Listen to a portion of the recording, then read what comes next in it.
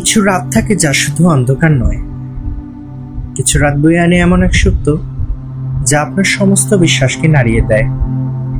সিলেট জেলার এক নিস্তব্ধ গ্রামে এক সাধারণ তরুণ মুখোমুখি হয়েছিল এমন এক অশুভ শক্তির, যা কেবল স্বপ্নেই সম্ভব। মৃত্যুর হিমশীতল স্পর্শ থেকে সে কিভাবে ফিরল, কিভাবে লড়াই করলো এক অস্তিত্বহীন সত্তার সাথে, আজকের এই ভিডিওতে আমরা সেই ভয়ঙ্কর রাতের প্রতিটা মুহূর্ত তুলে ধরব। প্রস্তুত তো? কারণ এই গল্প আপনার হৃদয়কে ঠান্ডা করে দেবে, আপনার প্রতিটি লোমকূপ শিউরে উঠবে। গল্পটি আমাদের মেইল করে লিখে পাঠিয়েছেন সিলেটের একজন যুবক। আমরা তার নাম উল্লেখ করছি না, তার কারণ সে নিষেধ করেছেন। ঘটনাটি ঘটেছে সিলেটের এক নিস্তব্ধ গ্রামে। গল্পটি আমাকে যেভাবে লিখে পাঠানো হয়েছে আমি সেভাবে আপনাকে শোনানোর চেষ্টা করছি। আশা করছি আপনি শেষ পর্যন্ত আমাদের সাথেই থাকবেন। চলুন শুরু করা যাক আজকে সেই সাহসী যুবকের গল্প। আমাদের এই অবিশ্বাস্য ঘটনা শুরু হয়েছিল সিলেটের বালাগঞ্জ উপজেলার এক অত্যন্ত শান্ত কিন্তু রহস্য ঘেরা গ্রাম থেকে।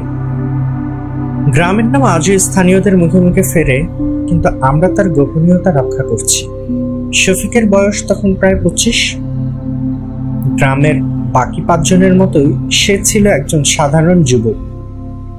কৃষিকাজে ছিল তার একমাত্র অবলম্বন, কিন্তু ভাগ্যের নির্মম পরিহাসে গত বছরের এক অমাবস্যার রাতে তার জীবন এমন এক বিভীষিকা নেমে এসেছিল যা তার সমস্ত অস্তিত্বকে নাড়িয়ে দেয়।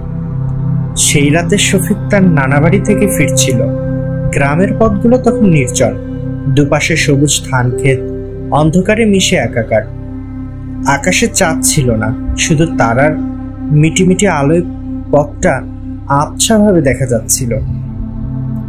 শফিকের হাতে ছিল তার বিশ্বস্ত টর্চ লাইট, যা আধার ভেদ করে পথ দেখাচ্ছিল। হঠাৎ সে অনুভব করলো তার পিছনে যেন কেউ একজন হেঁটে আসছে। প্রথমে সে পাত্তা দেয়নি, ভেবেছিল হয়তো কোনো পথচারী বা কোনো বুনো জন্তু, কিন্তু পায়ের শব্দটা তখন তার প্রতিটি পদক্ষেপের সাথে তাল মেলাতে লাগলো। তখন তার মনে এক অজানা ভয় ঢুকে গেল। শফিক বারবার পিছনে তাকালো, কিন্তু কিছুই দেখতে পেল না। শুধু মনে হলো এক হিমশীতল বাতাসের ঝাপটা তার শরীর ছুঁয়ে গেল। যদিও চারপাশে কোনো বাতাস ছিল না, তার গায়ের লোম শিউরে উঠল। সে বুঝতে পারছিল এটা কোনো স্বাভাবিক ব্যাপার নয়। একসময় সে পথের একটা পাকে এসে থমকে দাঁড়ালো। টর্চের আলোটা সে ঝোপঝাড়ের দিকে ফেললো, কিন্তু সেখানেও কিছু নেই। অথচ সেই অদৃশ্য উপস্থিতিটা যেন আরো ঘন হয়ে উঠেছে। ঠিক তখনই শফিকের মাথার উপর থেকে এক ঠান্ডা শ্লেষার মতো তরল তার ঘাড়ে পড়ল। সে আর্তনাদ করে উঠল, আর টর্চটা হাত থেকে পড়ে গেল। চারদিক নিকষ কালো অন্ধকার। তার কানে ভেসে এলো এক বিভৎস হাসি, যা মানুষের হাসির মতো নয়, যেন শত শত পিশাচ একসঙ্গে অট্টহাসি হাসছে। তার মনে হলো কেউ যেন তাকে পেছন থেকে ধরে টেনে নিয়ে যাচ্ছে গভীর জঙ্গলের দিকে। শফিক প্রাণপণে নিজেকে মুক্ত করার চেষ্টা করলো, কিন্তু তার শরীর যেন পাথরের মতো ভারী হয়ে গিয়েছিল। সে চিৎকার করতে চাইল, কিন্তু তার গলা দিয়ে কোনো শব্দ বের হলো না। মনে হচ্ছিল তার কণ্ঠনালী চেপে ধরেছে কোনো অদৃশ্য হাত। তার মনে পড়ে গেল তার নানি তাকে বহুবার সিলেট জেলার রহস্য নিয়ে গল্প শুনিয়েছেন, যেখানে অদৃশ্য সত্তারা মানুষকে পথ থেকে সরিয়ে দেয়। সে বুঝে গেল আজ সে এক ভয়ঙ্কর চিনের ঘটনার শিকার হয়েছে। হঠাৎ তার মনে পড়ল নানির শেখানো একটি আয়াত। সে চোখ বন্ধ করে সমস্ত শক্তি দিয়ে সে আয়াতটি জপতে শুরু করলো। প্রথমবার সে ভালোভাবে জপতে পারল না, তার শরীর তখনও অবসাদগ্রস্ত। কিন্তু দ্বিতীয়বার যখন সে জোরে জপতে শুরু করলো, তখন অনুভব করলো তার উপর থেকে চাপটা একটু শিথিল হচ্ছে। সে আরো জোরে আরো স্পষ্ট করে জপতে লাগলো। তার শরীর কাঁপছিল, ঘামে ভিজে যাচ্ছিল, কিন্তু তার জপ করার আওয়াজ যেন এক অদৃশ্য ঢাল তৈরি করেছিল। যত সে আয়াতটি জপছিল, ততই সেই অদৃশ্য সত্য যেন আর্তনাদ করে উঠছিল। একটা তীব্র দুর্গন্ধ বাতাসে ছড়িয়ে পড়ল, যেন পচা মাংসের গন্ধ। শফিকের মনে হলো কেউ যেন তাকে প্রবল বেগে ধাক্কা মারল। সে ছিটকে গিয়ে মাটিতে পড়ল। তখন সে চোখ খুলল, দেখলো চারপাশে আর সেই অন্ধকার নেই। আবছা তারার আলো সে দেখতে পেল। সে এক অচেনা স্থানে এসে পড়েছে, যা গ্রামের পথ থেকে অনেক দূরে, এক গভীর জঙ্গলের প্রান্তে। কোনো মতে শফিক উঠে দাঁড়ালো। তার শরীর তখন কাঁপছিল, কিন্তু সে জানত সে বেঁচে ফিরেছে। সেই ভয়ঙ্কর রাত তার জীবনের সবচেয়ে দীর্ঘ রাত ছিল। সে কোনো মতো টেনে হিঁচড়ে গ্রামের দিকে ফিরল।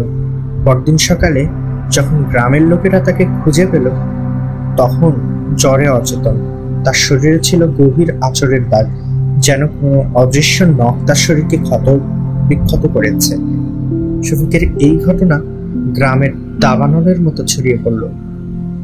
কেউ বিশ্বাস করলো, কেউ হেসে উড়িয়ে দিল, কিন্তু শফিকের পরিবর্তিত জীবন আর তার শরীরের অলৌকিক আঘাতের চিহ্ন দেখে অনেকেই বিশ্বাস করতে বাধ্য হলো যে সে এক অবিশ্বাস্য অলৌকিক লড়াই করে ফিরে এসেছে।